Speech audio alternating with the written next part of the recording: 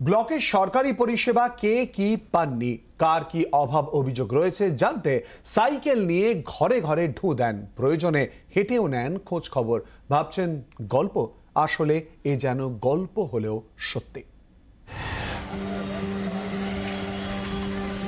Cycle আরোহী বাসন্তী ব্লকের সমষ্টি উন্নয়ন আধিকারিক বা বিডিও সঞ্জীব সরকার।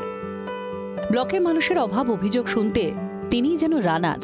কখনো পায়ে হেঁটে, আবার কখনো বা সাইকেল চালিয়ে নিজেই পৌঁছে যান গ্রামবাসীদের কাছে, মিশে যান শিশুদের সঙ্গেও। এটা তার রোজের রুটিন। কি করছো তুমি? আপনি পড়াচ্ছেন? আচ্ছা, আপনার বাচ্চা কতজন আছে? আমার বাচ্চা প্রায় 35 জন আছে। 3 থেকে 5 ভালো হচ্ছে? মানে কোন দিক থেকে ভালো হচ্ছে? সব দিক দিয়ে আমাদের, যেমন এই যে দেখে গেলেন জিনিসপত্র, এটা তো আমাদের খুব দরকার ছিল।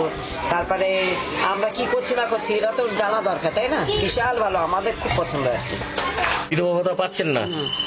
বিডিও অফিসে গিয়েছিলেন? হ্যাঁ। হয়নি? না। কি মনে হয় বিডিও যখন বলে গেল, এবার কি আশা করছেন? মনে করছি যে পাবো।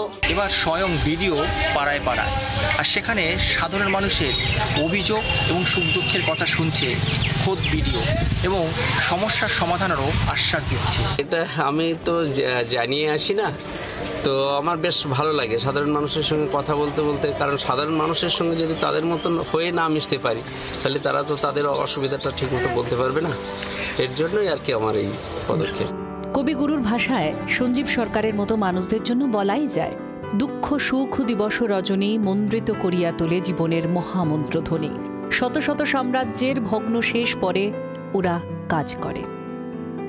বাসন্তী থেকে ক্যামেরায় সুভাষ উবান্টির সঙ্গে প্রসেনজিৎ সর্দারের রিপোর্ট, জি 24 ঘন্টা। বাংলার আওয়াজ, বাঙালির আবেগ, জি 24 ঘন্টা।